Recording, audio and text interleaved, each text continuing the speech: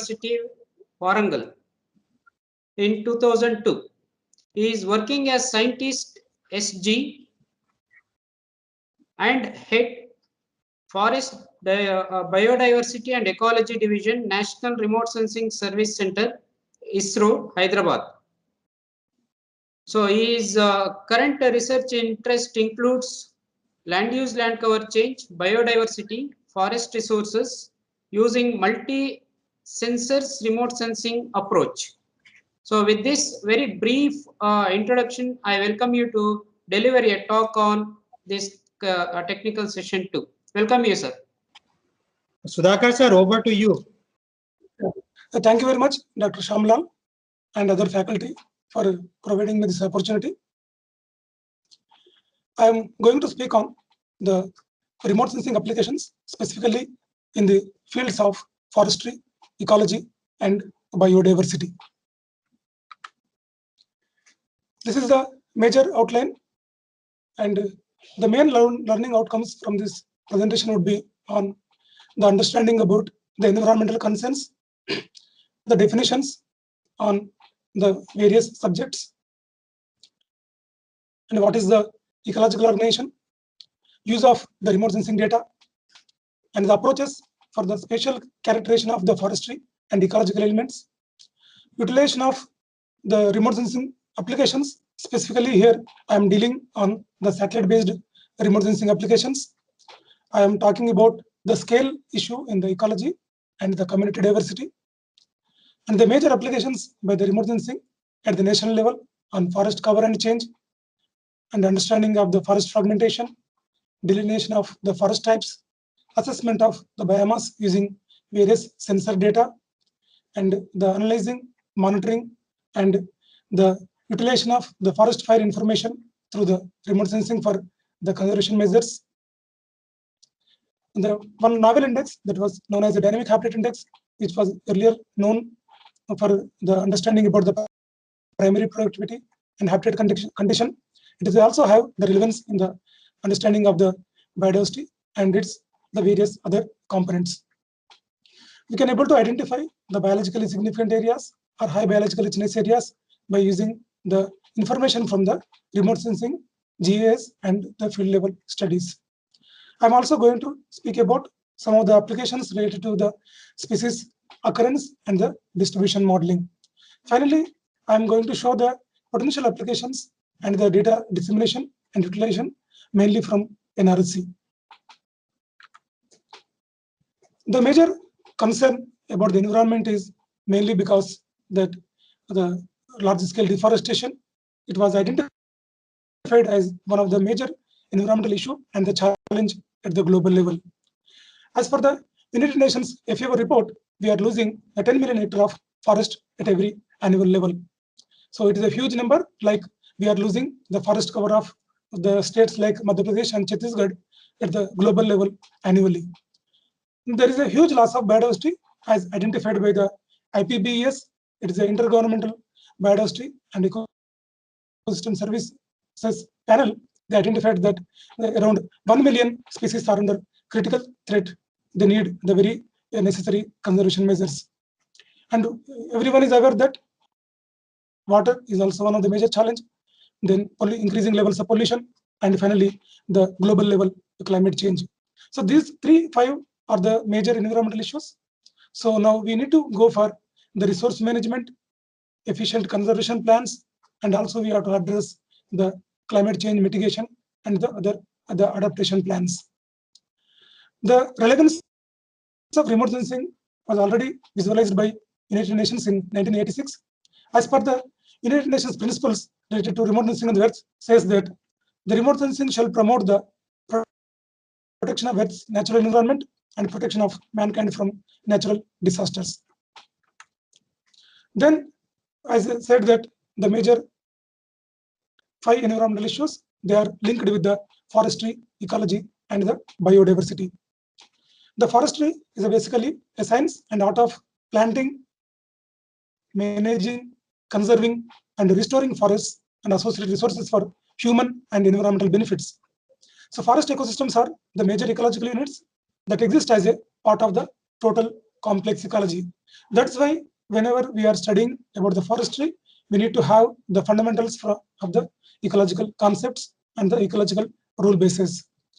The ecology is the study of how organisms interacting with one another and with their physical environment. The main levels of study in ecology are at the 4 levels, like the organism level ecology, population ecology, community, and ecosystem ecology. And the biodiversity is the recent field of science. It is a multidisciplinary or a cross-disciplinary science. It has its foundations from the forestry, ecology, taxonomy, and the geography. The definition given by the conventional biological diversity is that the biodiversity means the variability among living organisms from all sources, including terrestrial, marine, and other aquatic ecosystems, and the ecological complexes of which they are part. The biodiversity includes the 3 components. One is the diversity within species. It is known as the genetic diversity. The diversity between species, it is known as the species diversity. And of the ecosystems, it is also popularly known as the ecosystem diversity. And for the convenience of study of the biodiversity, both for the research point of view and also to understand at the policy level, the experts have identified the 3 attributes for the biodiversity. One is the taxonomic diversity, the second one is the structural diversity, and third one is the functional diversity. The taxonomic diversity deals about the compositional aspects. The structural diversity deals about the patterns of the compositional diversity. And the third one is very important and the unique one. It is having a direct influence on the taxonomic diversity and structural diversity. This functional diversity mainly deals about the ecological process, biogeochemical cycles, nutrient cycling, and the disturbances, and their influence on the vegetation from global level to the local level. Then the remote sensing is the technology, is a modern technology, is defined as the science and art of acquiring information about the Earth's surface without actually being in contact with it. This is done by sensing and recording reflected or emitted energy and processing and analyzing that information. The major idea to give the definition is that we should not think that the forestry is just like the study of the forest. It is having the major emphasis on the planting, managing, and conservation. The ecology and biodiversity are almost like sister disciplines.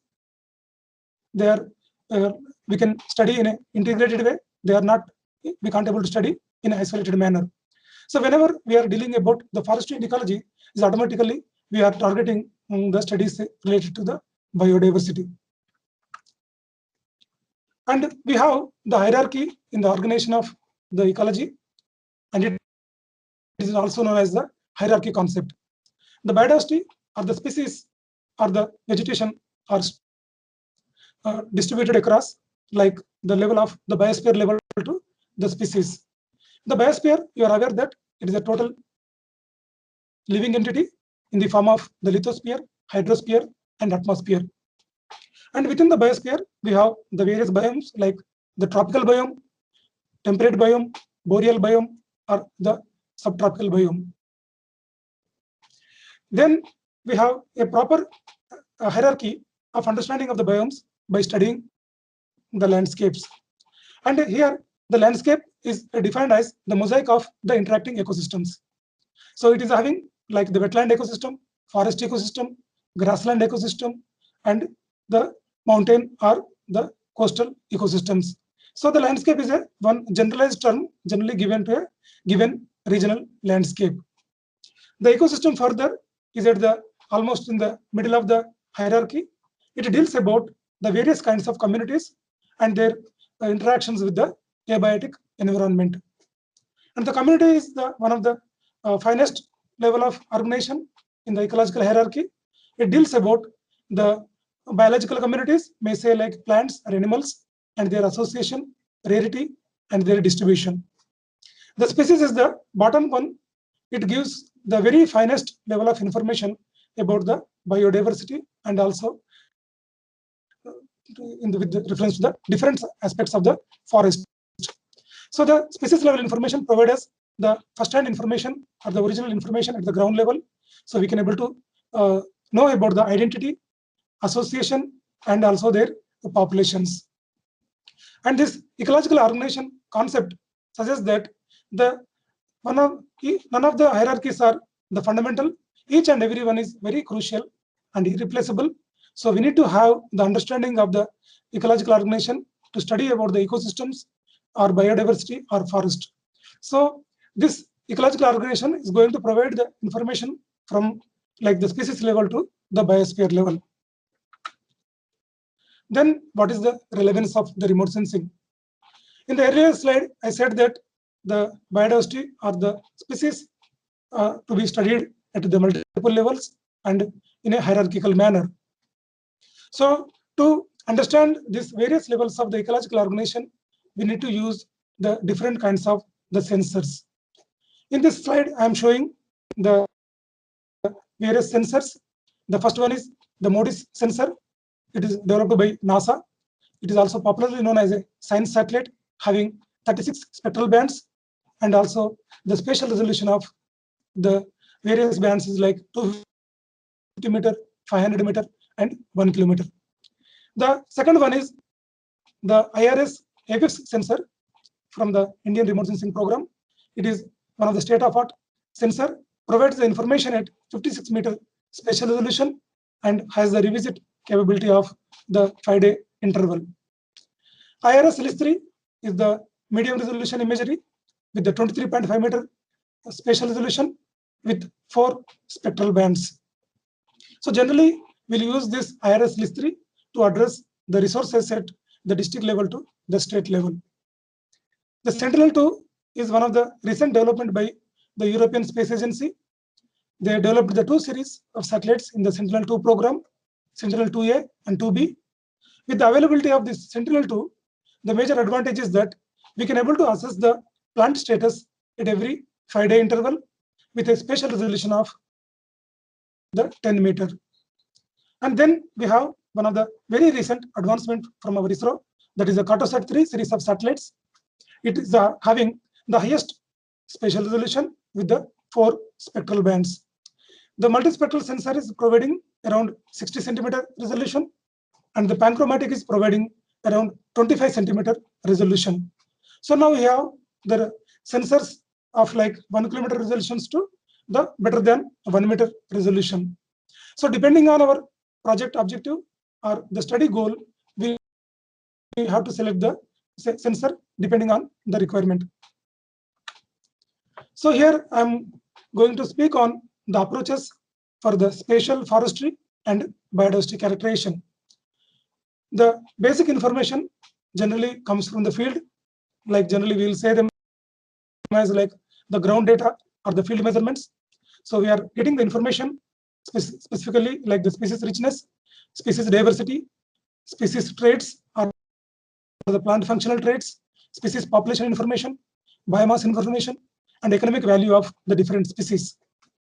And further, by having the floristic studies and the fauna-based studies, we can able to prepare the highest level of information on the occurrence and the total information are in the form of a census through the studies of the flora and fauna.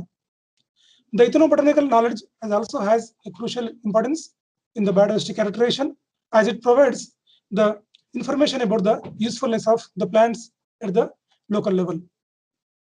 Then the remote sensing is the due to the opportunity of the like synaptic coverage and having the different kinds of sensors both from aerial side and also from the satellite side, we can able to capture the information on the community composition, ecosystem structure, ecosystem function, and the habitat.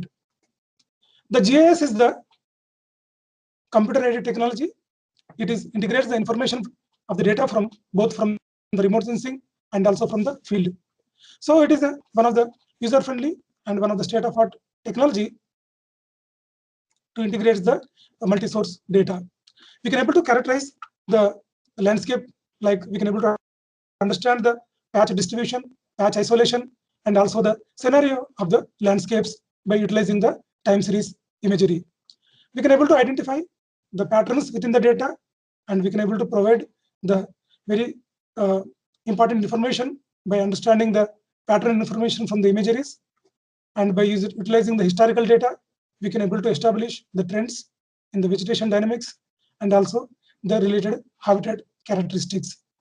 And there is a recent development in the GIS field. Now we have the many number of the spatial models to provide the information on the like the landscape modeling, the species distribution modeling, or the various other ecological models to understand the relationship of the species vegetation with the climate, species vegetation with the reference to the anthropogenic pressures.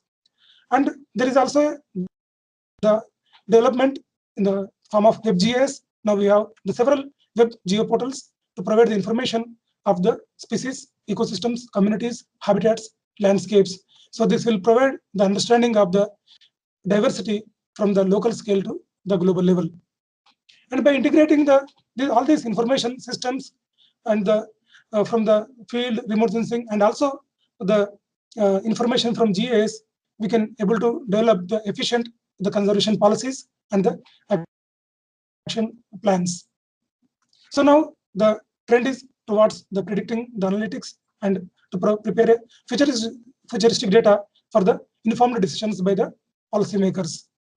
So overall, this framework of the field remote sensing and GIS gives an understanding about the interactions between the geographical, climatic, and socioeconomic drivers of the land use and land cover change, and the dynamics of the various ecological systems. So in this slide, I'm showing some more the applications of the remote sensing in addressing the forestry and ecology. So one of the major application, because of that, the remote sensing became very popular, is that now we can able to map the land use and land cover, the vegetation, forest cover, forest canopy density, and we can able to identify or the discriminate the various vegetation types, communities, species, and we can able to relate the multi-source remote sensing data to have the better understanding of the vegetation and climate, and also we can able to link the plant functional traits or the plant functional types in addressing the impact of the global climate change on the native vegetation. And by utilizing the sensors like the MODIS, Sentinel-2, LIS3, AWIFS, we can able to prepare the information on the various the phenological metrics like the leaf onset, length of growing season, leaf offset, and the time of maturity of the leaf. So like this, we have the other applications of the high global importance, like we are utilizing the remote sensing data for assessment of the biomass and also understanding the carbon pools and the fluxes. And at the global level to the local level, we can also integrate this remote sensing based information in understanding of the biogeochemical heterogeneity, which is basically due to the influence of both abiotic and the biotic factors. And we can able to address the disturbance regimes that the fires, the landslides, and other kinds of the disturbances are we can able to monitor through the multi-sensor approaches. And the global level, now there is a high importance also to be given in understanding of the ecosystem services, like the regulatory services or the provisioning services through the by generating the information at tree level to the global level, global ecosystem level. And the conservation management, like the IPCC or the IUCN, the CBD, and the global conventions, and also as per the requirements of the Government of India, we have to identify the areas of the high biological richness. So by incorporating the information from these sources, we can able to identify the biologically significant areas. So finally, for the long-term sustenance and the long-term conservation of the wild fauna, we can use this data and we can generate the habitat suitability models and the species extinction models, and we can also develop the wildlife corridors for the survival of the fauna and also the local flora. So how to go about it? So as the fundamental concept says that the biodiversity is distributed at different scales. So one of the fundamental and the primary information is available through the in the form of the community diversity. It is also known as the diversity at the site level or the diversity at the community level. So it is also popularly known as the alpha diversity. And then we have to understand the diversity across the communities. So it is basically like the similarity or the dissimilarity or the morphological disparity between the two communities. So the beta diversity is going to compute and gives the understanding about the distinction of the various communities in a given regional landscape.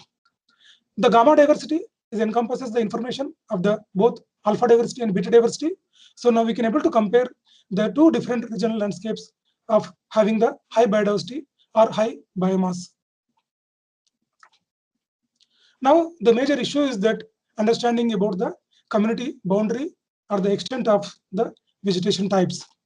So in this regard, our ground measurements generally follow different kinds of sampling frame, sampling approaches, maybe in the form of like sampling intensity or the plot sizes. Generally, in the case of the grasslands, the majority of the ecologists follow the 1 meter by 1 meter plot. And in this case of the grasslands, there is no much issue because they don't have the high diversity like the forest. Once you want to study the woody vegetation communities like the forest or shrublands, now the plot size of 1 into 1 meter is not sufficient. Now we have to go for a larger plot sizes. So which will be the minimum and which will be the maximum? It may varies across the strata. Like for the savanna, the plot size may be different. For the forest, the plot size may be different. Again, within the forest type, you may have to have the different kinds of the sampling framework to get the more information from the ground measurements. So here I'm showing one of the example for the forest ecosystem. It is basically an open forest in the Chandoli National Park in Maharashtra. So I have in the left side, I kept the same 1 hectare plot, and in the right side also, I have reproduced the same 1 hectare plot with the names of the species. So for example, here I have made the 1 hectare plot into 4 grids. So each grid is having the area of the 50 meter by the 50 meter. So for example, if you are going for a exercise of like assessment of the biomass, and now if you are taking a small plots, there is a like in the sampling framework, generally we will take the plots at various levels. So now in this case, like if you are out of these 4 plots, if you are taking like a one plot like 50 meter, it is going to give you information like this is overestimate or the underestimate of the biomass. Similarly, if you see the right side also, the plot size is smaller and there is a chance of omission of the many number of even codominant species or the rare species. And again further, once if you want to regionalize this information from the plot level to the regional level, there is a it is also leading for the highest amount of the uncertainty. So now the researchers mainly from the Center for Tropical Forest Science and also from the Amazon Forest Inventory Network, they have studied the sample plots of the various sizes and now advocated that we have to go for at least the 1 hectare plot for studying the vegetation diversity and also the biomass in the tropical forests. So this is a slide again re-emphasize the use of the large plots in getting the overall information of the community diversity and also the understanding the various levels of biodiversity and also in addressing the structural diversity, the compositional diversity and the functional diversity. In the right side, it is now very much clear that for to take up the necessary conservation action plans, this kind of the georeference data on the species is very much essential. So if you provide this kind of data to the state forest departments or the wildlife managers, they can able to protect this kind of the unique habitats which are having the high density of vegetation and the areas which are having the endemic species and the endangered species. And overall, by having this 1 hectare plots, now you need not to upscale like by doing the by 20 by 20 meter and upscaling at 1 hectare. Now you are having the original 1 hectare information of the forest. Then what is the use of the remote sensing? Now we have the hyperspectral remote sensing both from airborne platform and also from the satellites. The basically now airborne platforms with the like the sensors like Ivory Senji, now we can able to relate the community diversity from the plot level with reference to the satellite imageries. So for the better understanding, I have kept one ground photograph, and also I kept the similar graph, the square in the red color in the right side, to understand the diversity within the plot. So it is basically a 0.1 hectare plot, like 32 meter by 32 meter area. So now you can able to see the variation between the field photograph versus the imagery. So now the importance is that traditionally in ecological studies, we'll use the Shannon-Ware index. It is a entropy index. It is also one of the widely used index in the ecological studies to estimate the diversity. So now incorporating some field measurements and overlaying the same information, or computing the Shannon diversity at the plot level and also computing the Shannon diversity in the imagery, now we can able to have the precise information of the alpha diversity. So this is actually working with the principles of the spectral variation hypothesis. And the difference is that in the field, they are the actual species or the biological species, and in the imagery, they are the spectral species. So by utilizing the unsupervised approaches or the supervised approaches, we can able to correlate the Shannon diversity index at the plot level and from the field with the imagery. And it is the major benefit is that from the field studies, you have the information only at the plot level, but by having this, the continuous imaging information, we can able to develop the species diversity maps at the regional level. And here onwards, I'm going to show some of the major applications developed by NRSC ISRO for understanding of the forest cover and also in addressing the forest cover change. These are the 6 major outputs developed as part of the National Carbon Project as supported by the ISRO. We have now the forest cover maps for the 1930 to the recent period. The satellite imageries, mainly like the Landsat, are available from the 1970s onwards. We don't have remote sensing data before 1970s, so we have used the Survey of India topographical maps. There, in the maps, they have mapped the forest cover in the form of a green wash. So we have done a visual interpretation, and we have extracted the forest cover information for the 1930s period. And from 1970s onwards, we have various sensors like the Landsat or even IRS and many satellites from the French and other countries. However, in this study, we have utilized the Landsat data for the 1975 and 1985. And from 1995 onwards, we have used the Indian remote sensing data like IRS list 2, IRS list 1, IRS list 3, and IRS AWIFS data. This is the slide explaining the importance of the long-term forest cover change studies in addressing the areas of the which requires the conservation strategies. So this map clearly shows the distribution of the forest loss area, forest gain area, and also there are some areas which are not affected by the deforestation. So this is the first-hand information required for the ministries to develop efficient conservation programs. And then in the right side, I'm showing one graph depicting the annual rate of deforestation for the different countries. So here, if you see the graph, the majority of the countries are having the large-scale deforestation from 1930 to the 1995 time period. And after the Honorable Supreme Court order, and also by having the various conservation programs, and also by involving the local people, now the India and other countries are majorly having a declining trend of the deforestation. And except the Bangladesh and Myanmar, the other countries are very much successful in conserving the forest from the 2005 period to the 2014 time period. And this kind of information is very much required as part of the global conservation efforts, and it is also the commitment by each country that as part of the CBD that they have to protect the natural forests.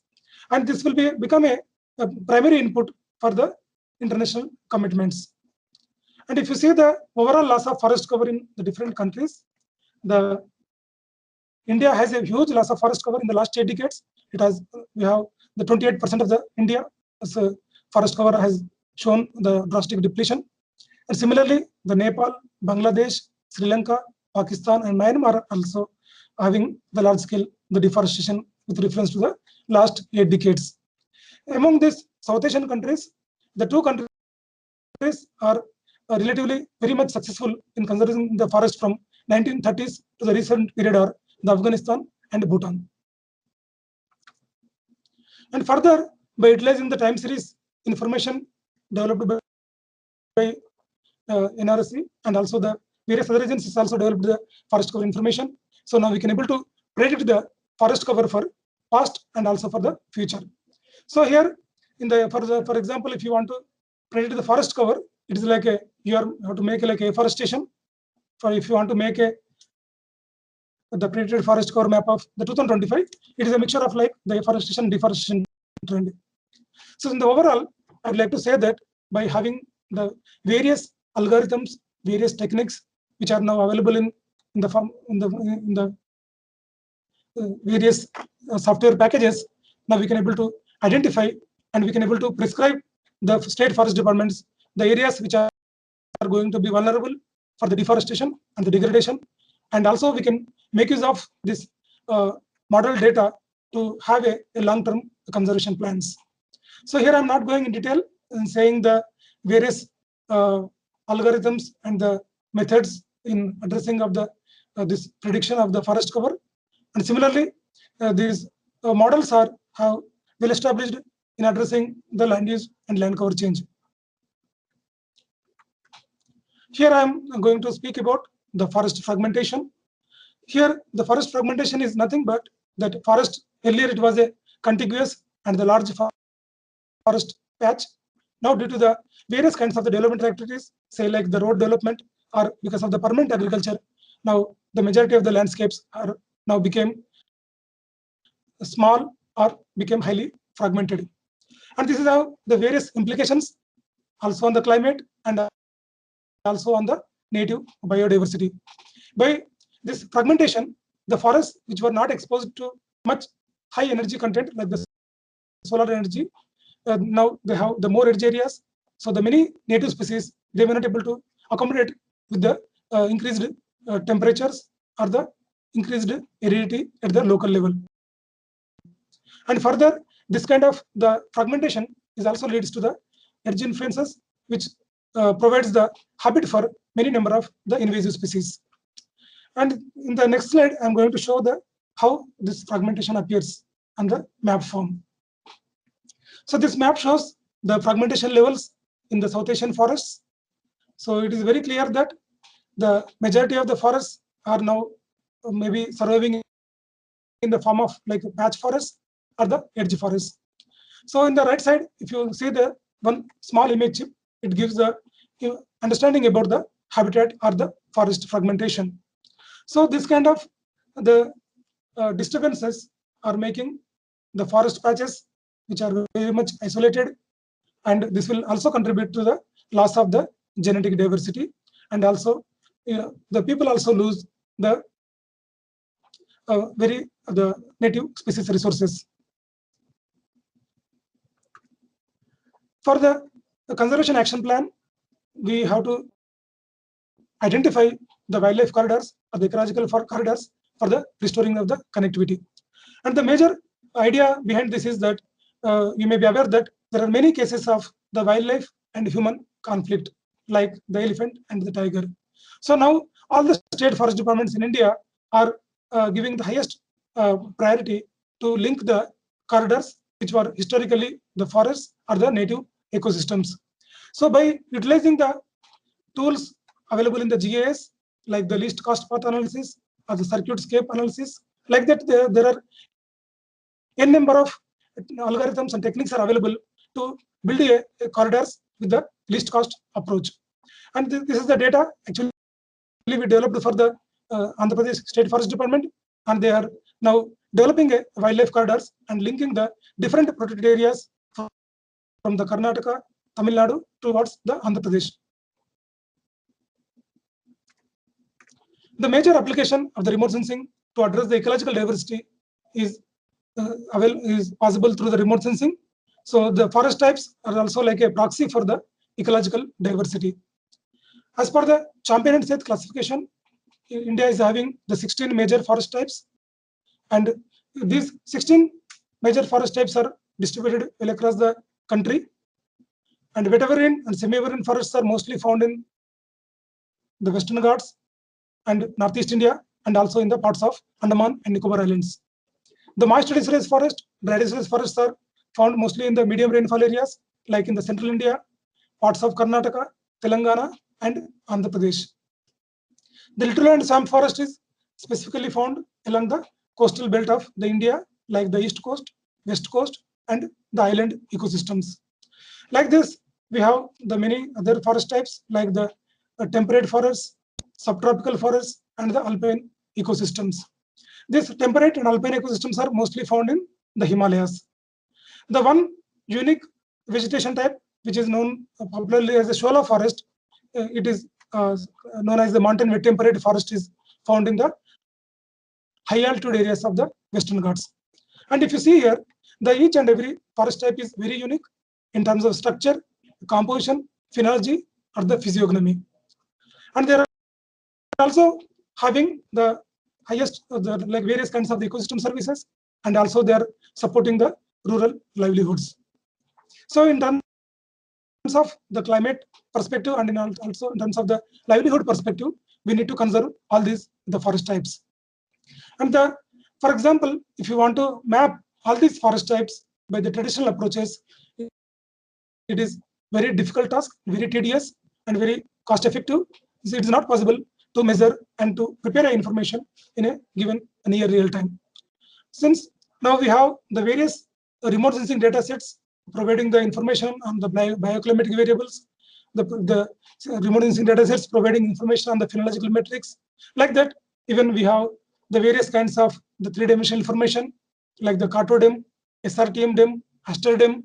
So by integrating the ecological principles and the ecological rule basis, we can able to identify and we can able to map these different kinds of the forest types.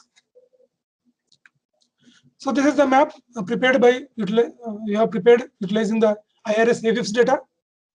The major strength of this AWIPS is the swath. It is the one single scene is having 800 km by the 800 km area. So now you can able to map the small states like Goa or Kerala are well covered in a single scene itself. And this is also reduce the like the seamlessness errors. We can have the better information while comparing the forest cover or land cover information from one AWIPS scene to the another AWIPS scene. So this is the overall map showing the distribution of various forest types and other associated land use and the land cover.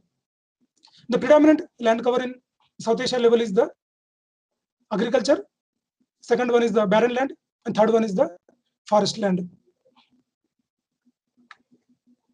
And very recently, ISRI has released a map of the land cover map of the world at 10-meter resolution.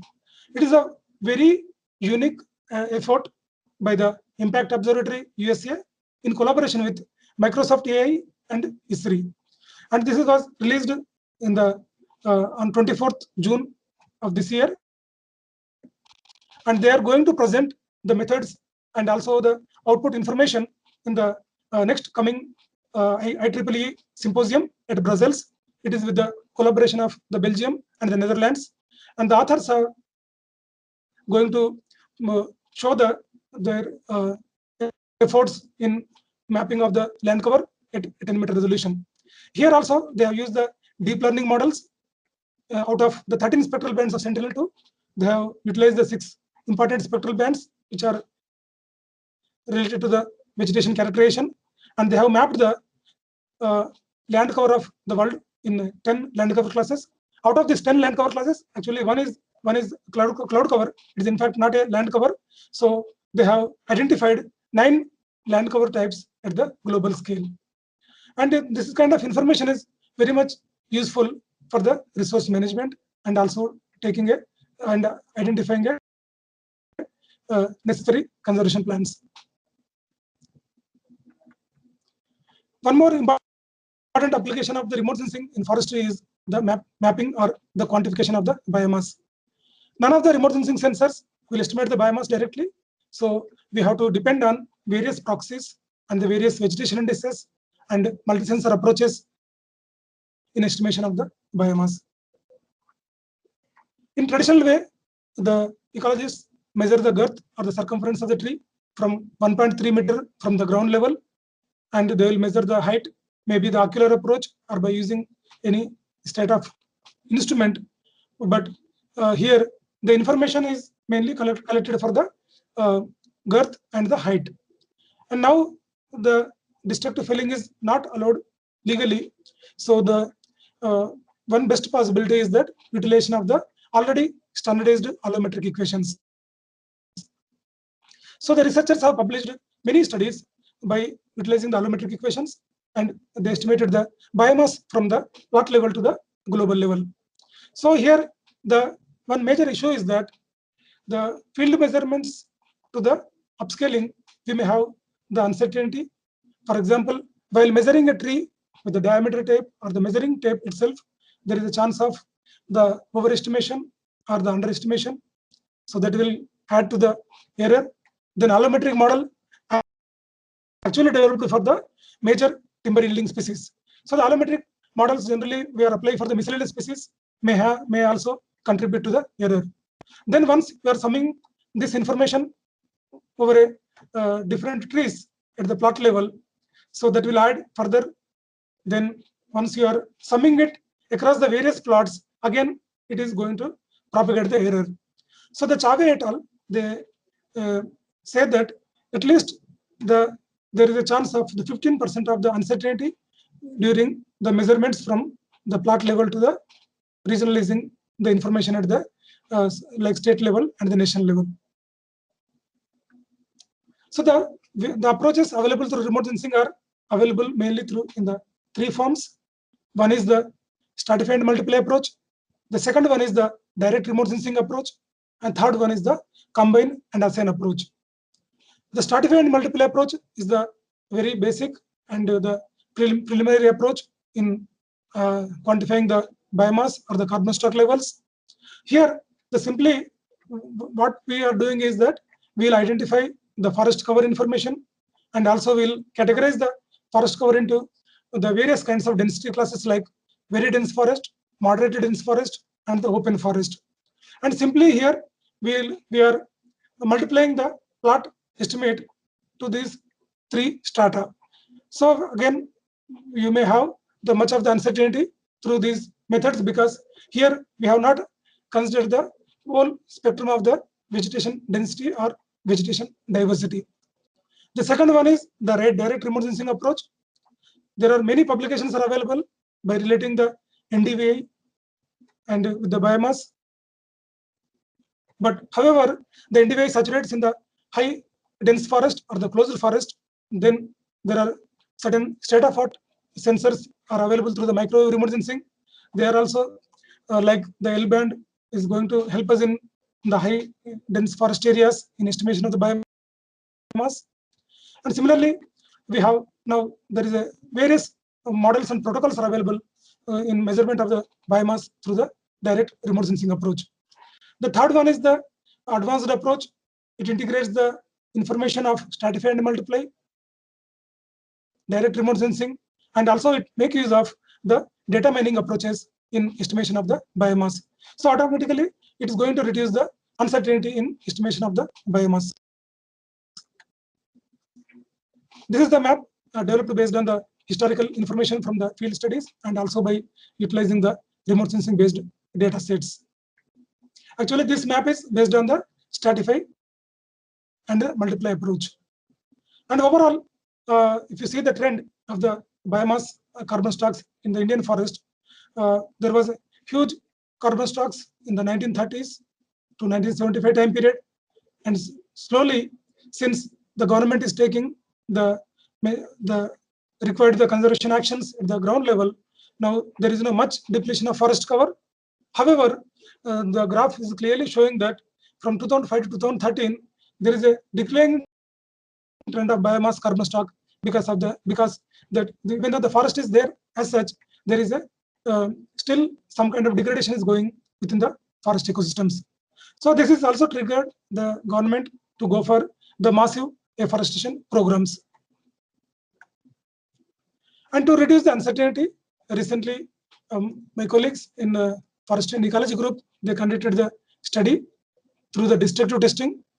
Here, actually, the destructive testing is not possible legally. So there are some trees in the Chhattisgarh, they are going to fell as part of the developmental activity.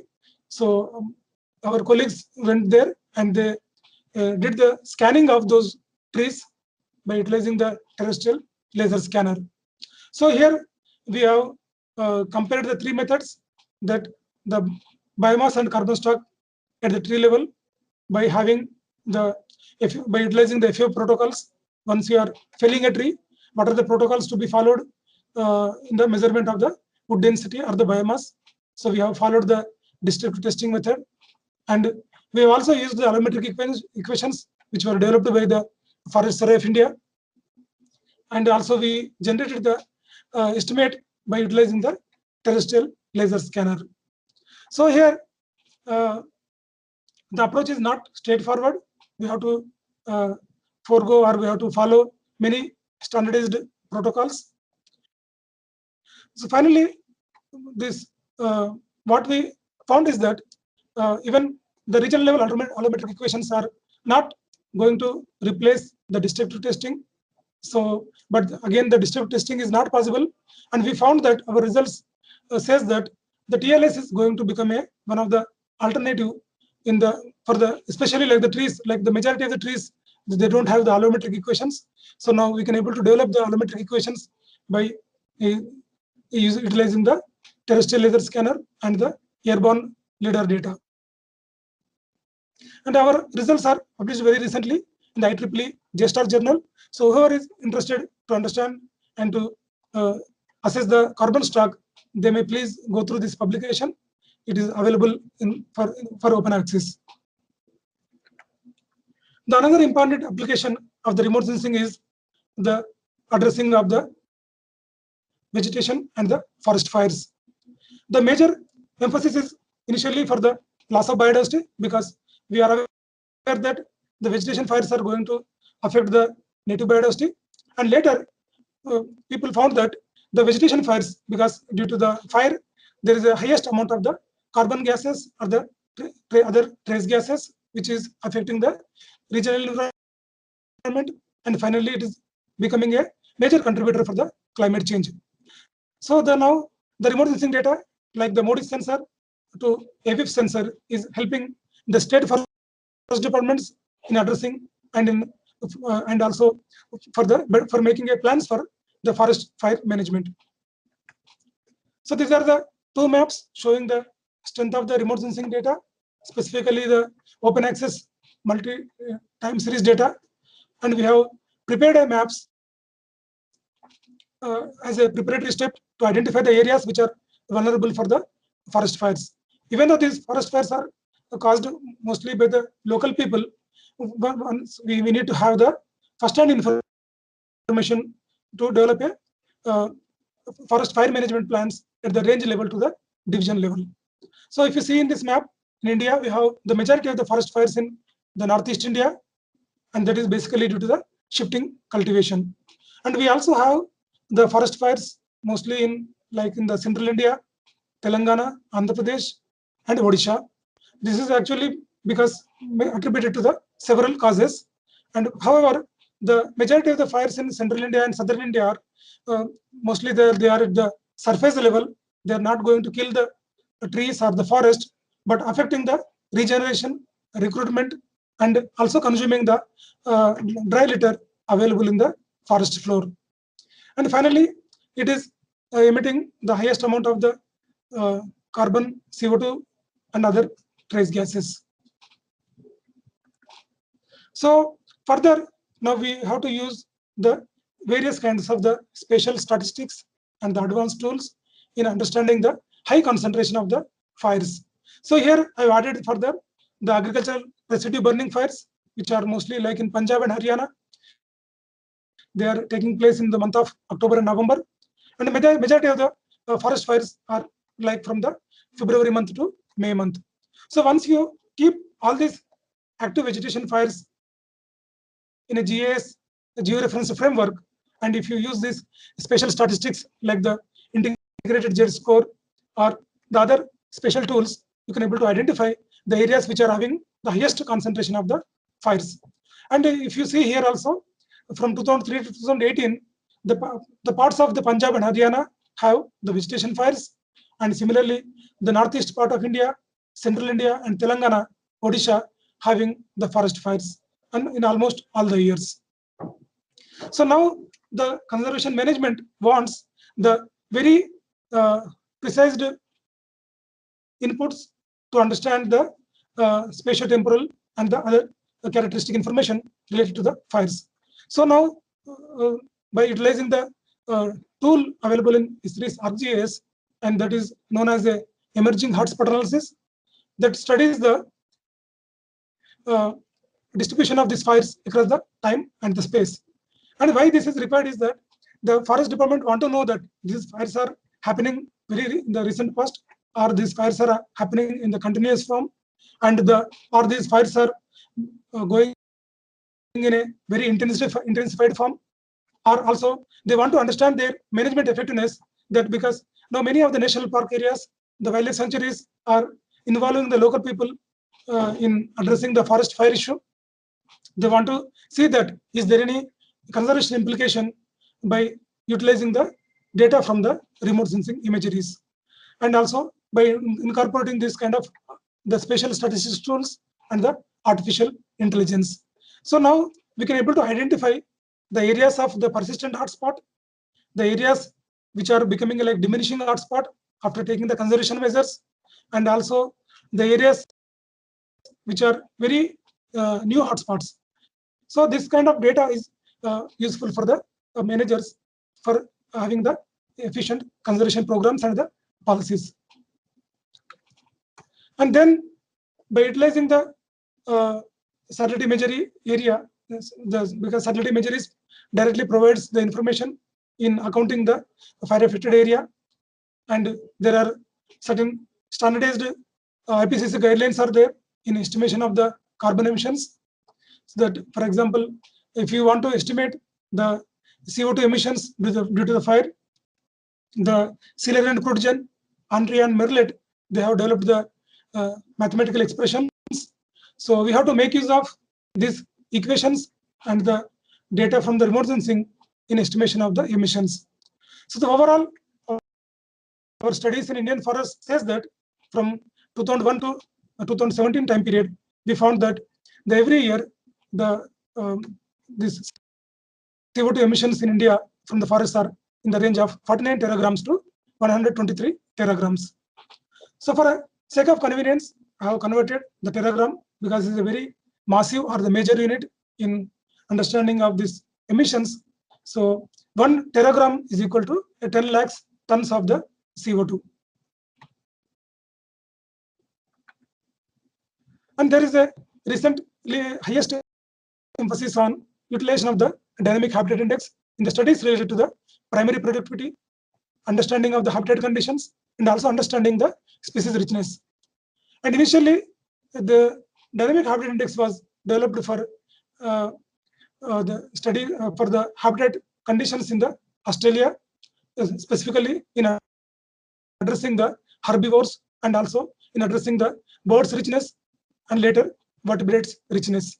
And the recent studies are also showing that the dynamic habitat index is one of the important predictor in even addressing the plant species richness.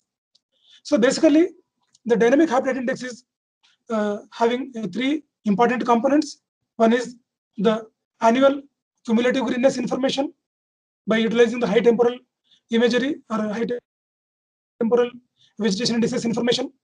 Then we can able to compute the annual minimum greenness or the green cover area by using this vegetation indices information. Then we can able to identify the areas which are having high seasonality. So this is the information required for the habitat level understanding also. And further, if you integrate and make a stock of the last 10 to 15 years or the last 18 years, you can able to identify the trends in the greenness, trends in the minimum annual green cover area available, and trends in the seasonality. And then finally, these databases generated through these vegetation indices are becoming a important proxy for the species energy hypothesis, environmental stress hypothesis, and the environmental stability hypothesis. This is one of the national level exercise. Dr. P.G. Diwakar sir shown in one of his slides that the biodiversity characterization at the national level. So this is one very long exercise we started in the year 1998 and completed in the year 2010. More than 81 institutions participated in the exercise of the biodiversity characterization at the landscape level. There, our IIRS, the Dehradun colleagues have developed a customized landscape modeling package that was known as a SPLAM, Spatial Landscape Analysis and Modeling Package, that incorporates the information from the field and also from the remote sensing data sets. The field information provides on the ecosystem uniqueness or the ecosystem rarity, species richness, and the diversity. And also the field level, we can get to know the species which have the multi-purpose utilization or the single usage. So that will be known as a total importance value or the biodiversity value. And we can we have the earlier at the time we have the SRTM DEM to understand the terrain complexity, and then we have also modeled the disturbance sources like the proximity from the roads, settlements, fire locations, etc. in computing the disturbance index. Finally, overall, the biological richness map was computed as a function of the uniqueness, richness, biodiversity value, terrain complexity, and disturbance index. So it is a multi-criteria analysis in identifying the areas of high biological diversity. And we also developed one map by using the simple GIS procedures, that is known as the GIS overlay analysis. And this was prepared by following the principles of the Convention on Biological Diversity in identifying the important criteria. They are known as the ecosystem irreplaceable criteria. So basically, it is having the 6 criteria to be identified. One is that ecosystem rarity. It means at the national level, like the Shola forest and mangrove forest are the rare ecosystems and the unique ecosystems. So they receive the highest priority and identified as a ecosystem rare ecosystems. Then ecological integrity, it is basically gives the information about the forest intactness, and we have the historical time series information of the forest cover from the 1930s to the recent period. So we have identified the areas which are not affected by any kind of the deforestation from 1930s to the recent period, and we have made it as the map of the ecological integrity. And by utilizing the spatial landscape model, we have identified the areas of the high biological richness. In the estimation of the biomass, we have specifically the like 2 strata, like dense forest and open forest. Here we have used the dense forest cover information in identifying the areas of the high biomass level in the forest. Then for the wildlife management, the high priority would be given for the interior forest or the core forest. So by incorporating the principles of the landscape ecology, we have identified the core forest areas and prepared a separate GIS layer. And further, the naturalness, it is one of the very difficult proxy in identifying the forest ecosystems which are in naturalness stage. So here, however, here we identified the old growth forest or the forest which is available from 1930s as a with a very high density forest. So we found it as one of the proxy in identifying the naturalness. And then we overlaid all these, the 6 layers, and made a conservation ranking. And this is the databases useful for the identifying the new wildlife sanctuaries and the national parks. And there is also the importance for the other wavelength regions like the thermal, infrared, remote sensing. And there are many number of studies specifically in the urbanization context, they have utilized the thermal remote sensing data in understanding the urban sprawl and urban heat islands. And we found that even this data sets like the derived from Landsat, the thermal infrared sensor with the spatial resolution 100 meter, we can also use them in identifying the various kinds of the vegetation communities, like the edge communities to the interior forest communities. And also we can make use of this data from this time series Landsat data, specifically from thermal bands, in identifying the communities like the cool communities, warm communities, or the successional vegetation, degradational vegetation, and also in addressing the component of the climax vegetation. Then there is a one more sensing system. It is popularly known as the radar or the micro remote sensing. It is also have the highest potentiality, specifically in the estimation of the forest biomass. It is also helps us in, like in the most of these optical data sets are not available due to the cloud conditions or the weather conditions. So whenever we have no data from the optical remote sensing, we can use as a complementary and also as a alternative in addressing the differentiation of the vegetation classes, non-vegetation classes. And there are n number of applications also available with the micro remote sensing. Like I said, the forest biomass is we can able to estimate by utilizing this micro remote sensing data sets. And there are many other applications. I'm not going in detail now. Then I would like to speak on the species occurrence and the distribution. For any conservation action by the forest department, they need to have the information on the species occurrence, species population abundance, and also overall distribution of the species in a given landscape. So the importance of the remote sensing is not only limited to the plants, and also there are recent applications of utilizing the very high resolution data in understanding of the birds distribution, and also in utilization of this very high resolution data in like the bird census. Specifically, if you see in this slide, it is the very high resolution imagery from GeoEye-1 satellite from the Google Earth. This is the one place known as a Flamingo City in the Rann of Kutch.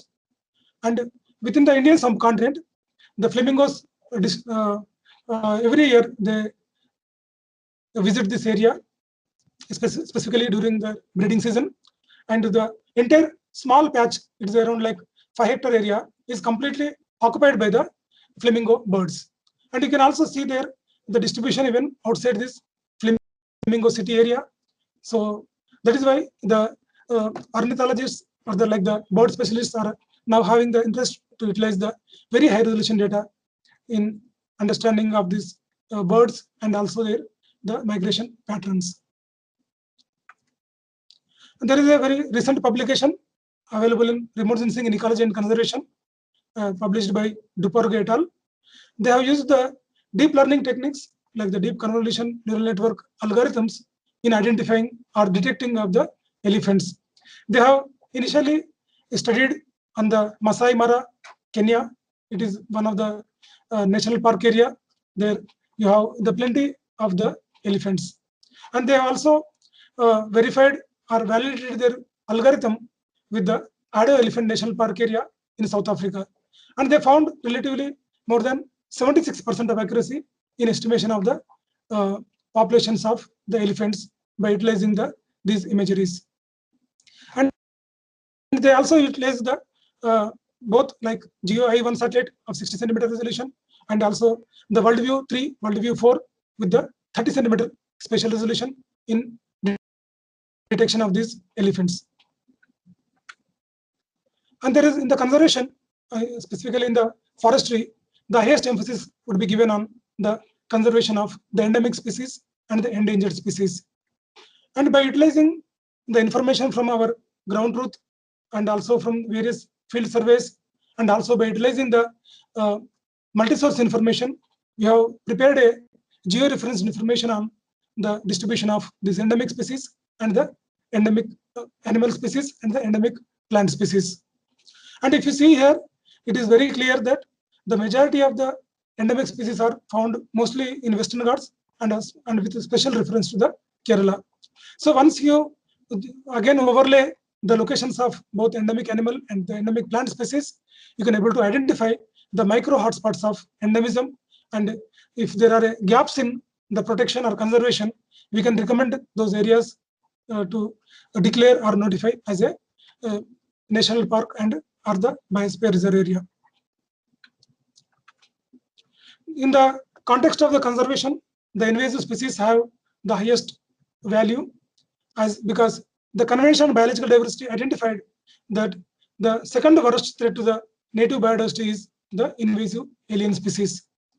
And the IUCN has published the list of top 100 worst invasive species across the world. Among them, the Prosopis juliflora is one of the important species, and it is also causing the damage to the local biodiversity of both flora and fauna in India. If you see here, this is earlier known as a bunny grassland in Gujarat, and the locals are depending on the bunny grasslands for rearing of the cattle, goat, or sheep. Now, because the areas are completely now encroached or occupied by this Prosopis juliflora, now the majority of the local people have lost their livelihood opportunities, and so it is not only causing the loss of biodiversity and also affecting the livelihoods. And the remote sensing data became very prominent, specifically in the species which are having a canopy dominating in nature. So this is a study we did for the Gujarat Forest Department, and the area is known as a Rana of Kutch Biosphere Reserve. We have also mapped the spatial extent of the Prosopis juliflora by utilizing the data sets like Landsat MSS from 1970s, Landsat TM, IRS 1, list 1, list 2, list 3, AWIPS, list 4, like that. We have many number of data sets are available, and we have mapped the even extension, spatial extent, and also its spread by incorporating the various time series imageries. And this data is very much critical for the management of the biosphere reserve, because it is a part of the UNESCO conservation program. And we also found that even the disturbance is also facilitating the spread of the invasive species. Here again, I am showing one more classical example of the invasive species, which was identified as the top 100 worst invasive species in the world. The Lantana camara was introduced as a garden plant to the Kolkata Botanical Gardens in 1807. Now it has become a major menace across the native forest ecosystems, almost in all the districts and almost all the states of India. So if you see here, the Lantana camara is having the highest adaptability to grow in like from the tropical rainforest climate to the tropical dry climate. It is providing a fuel to the fire in the summer season and getting benefited by fire because it produces the highest number of sprouts after the fire. So in the due course, because it is providing the sufficient fuel to the fire, so the species which are the native species and the regeneration are getting affected by these regular fires. And we can also make use of the machine learning techniques like the maximum entropy modeling or genetic algorithm for rule set prediction. Even there are many other open source packages are available which are implementing these machine learning tools and the techniques in making a predictive distribution modeling of the species. Here, if you see the white dots, like the majority of the area which we inventoried, we found the presence of the Lantana camara. And there are also information also available from the websites like the GBIF, Global Biodiversity and Information Facility. There, many of the researchers across the world, they have provided their data in this GBIF WebGIS platform. So whoever is interested, they can download the occurrence data or the presence information of the various species. Not only Lantana camara, they have provided the information for the majority of the species at the global level. So now you can able to make use of this kind of open source databases, and we can model the species distribution or the bioclimatic envelopes of the selected species. And we also implemented this maximum entropy modeling for the endemic species. In the case of endemic species, they have very narrow niche distribution. They have very narrow ecological amplitude, or they can grow in certain microclimatic conditions. So once you take the field samples of like 25 to 30 number from the field, even with the 1 kilometer difference from one location to another location, we can model the suitable habitats for the given rare species. So such type of information also required for the state forest departments for the restoration of the endemic species, and also reintroduce the endemic species which are having the very low number of the populations. In case of the Lantana camara kind of species, they are wide niched. They can grow in any kind of the climatic condition. Still, we can able to identify the potential areas of range, and to take up the global conservation measures, and also for the sustenance of the flora and the fauna. And what is the use of the data sets being generated by NRC and other space agencies? So here I have made a small slide by depicting only the few important applications. There are many other applications are there. All the state forest departments, state level ministries, and central ministries are getting a benefit by utilizing the state-of-art remote sensing.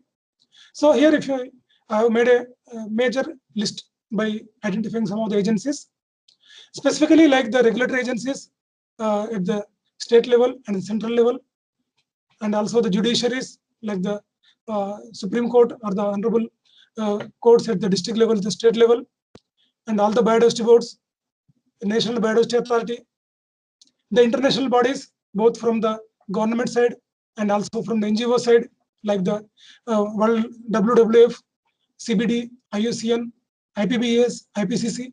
They are utilizing all the published data in the specifically in the peer-reviewed literature and the technical reports. They are utilizing in developing action plans for the rapid response, and also they are utilizing the subtlety measured data to know the conservation effectiveness or the management effectiveness after the declaration of the various protected areas. And also it is becoming a major input for developing a management plan for protected areas, and we can make use of in addressing the various biodiversity indicators set by the CBD and also which were set by the Government of India. Similarly, there are many other institutions, colleges, universities, organizations. They are developing the different informations by following the essential biodiversity framework and also by following ecological principles in developing important tools and the data sets for the policy framework. Now, the various industries, operational agencies like the state forest departments are making use of the remote sensing data for mapping of the forest cover on annual basis or biennial basis. And already I said that the United Nations has identified the remote sensing as one of the important technology in addressing the problems and also in addressing the issues related to the natural resources. And you may be aware that the FAO under the United Nations produces the forest resource assessment at every 10-year interval, sorry, at every 5-year interval on behalf of all the nations. So that is one of the state-of-art information which is required and useful in the strategic management of the resources. And finally, I would like to say that the NRC, as one of the space agency under the ISRO, has a mandate of dissemination of the information to the users, and we are also working on the various remote sensing applications, and also we are providing a capacity building for the students, professionals, teachers, and many whoever is interested in the application of the remote sensing in addressing and achieving the goal of conservation, and also for the research in forestry and the biodiversity. Thank you very much. Thank you, Dr. Sudhakar Reddy, sir, for your informative session and detailed you have presented about the remote sensing for forestry and biodiversity application.